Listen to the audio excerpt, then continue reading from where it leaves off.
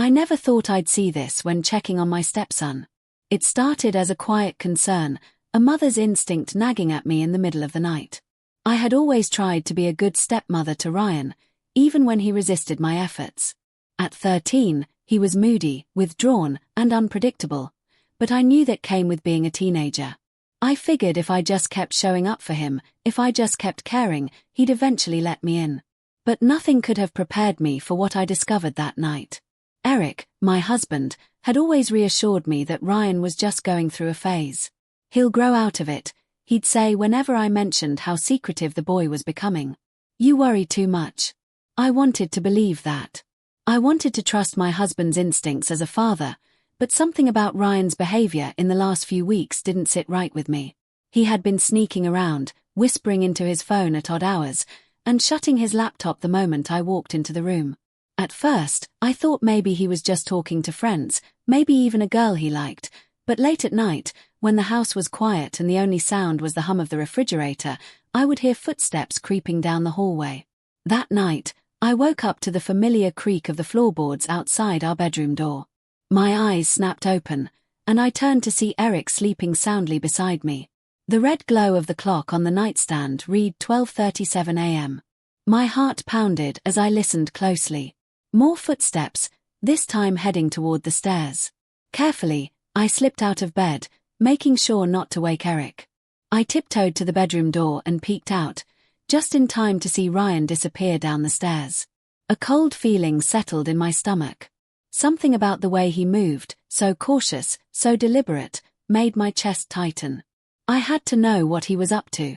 I followed him, staying close to the wall so the old wooden steps wouldn't creak under my weight. When I reached the bottom, I saw Ryan standing by the front door, his phone screen casting a soft glow on his face. He was texting someone. Then, as if on cue, the porch light flickered on. I quickly ducked behind the staircase railing, my breath shallow. Through the small window beside the door, I saw a car pull into the driveway. My mind raced. Who would be coming to our house this late? A friend? No. That didn't make sense. Ryan knew he wasn't allowed visitors at this hour. Ryan hesitated before unlocking the door. The moment it opened, a woman stepped inside, and my heart stopped. She was younger than me, with long dark hair and a confident presence. But what made my blood run cold was that I recognized her. It was Lauren. Lauren wasn't just some stranger. She was Eric's co-worker. I had met her several times at company events, had exchanged polite smiles, even shared casual conversations over drinks at holiday parties. She was always friendly, always laughing at Eric's jokes, but I never imagined I'd see her standing in my living room in the middle of the night. I pressed myself further into the shadows as Ryan and Lauren spoke in hushed voices. "Dad said not to stay long," Ryan murmured. Lauren smirked. "I just wanted to see you for a second. Eric's waiting for me at the hotel." The air left my lungs. My entire body went numb. I gripped the railing to keep from collapsing. My husband, my Eric, was waiting for her at a hotel. Lauren handed Ryan a small bag. I couldn't see what was inside, but Ryan nodded, stuffing it into his hoodie pocket. "Tell him I'll be there soon," Lauren said softly. Ryan nodded again before locking the door behind her. The moment she was gone, I backed away from the staircase. My mind was spinning. I barely made it upstairs without stumbling. Once inside our bedroom, I stood frozen in the dark, staring at Eric's sleeping form. How long had this been going on? How long had Ryan been covering for his father? I didn't sleep that night. I lay awake, staring at the ceiling, replaying the moment over and over again. The way Lauren had smiled, the way Ryan had casually helped her as if this was normal for him.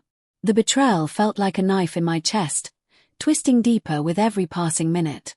Morning came, and with it, the weight of what I had to do. I wasn't the kind of woman who ignored the truth. I wasn't going to pretend I hadn't seen what I saw. Eric walked into the kitchen, stretching as he yawned. "Morning," he mumbled, reaching for a coffee mug. I watched him, my fingers gripping the edge of the counter. "We need to talk." He raised an eyebrow, his hand pausing on the coffee pot. "About what?" I slid my phone across the table. On the screen was the security footage from last night. The camera by the front door had captured everything. Ryan letting Lauren in, her handing him the bag, their hushed exchange. I had watched the footage at least a dozen times before Eric woke up, memorizing every second. Eric's face drained of color. "Where did you get this?" I laughed, a hollow sound. "It doesn't matter. What matters is that I know." He opened his mouth, then closed it, running a hand through his hair. "It's not what you think." I folded my arms. "Really, because it looks like my husband's mistress just walked into my house while my stepson covered for him." He sighed, rubbing his temples. "I didn't want you to find out like this." I shook my head, anger bubbling up. "You didn't want me to find out at all." The confrontation was ugly. He tried to explain, tried to justify, but there was no justification. The marriage was over the moment he decided to lie to me, the moment he involved Ryan in his deception. The divorce process was brutal, and custody arrangements even worse. Ryan refused to look me in the eye for weeks, and I knew he blamed himself. But I never held it against him. He was just a kid, caught in the middle of something he never should have been a part of. In the end, I walked away with my dignity intact. If nothing else, I had lost a husband, a stepson, and the life I thought I knew, but in a way, I had gained something too: clarity, strength, freedom, and the understanding that sometimes, when you check on someone out of concern, you end up uncovering a truth you never wanted to see.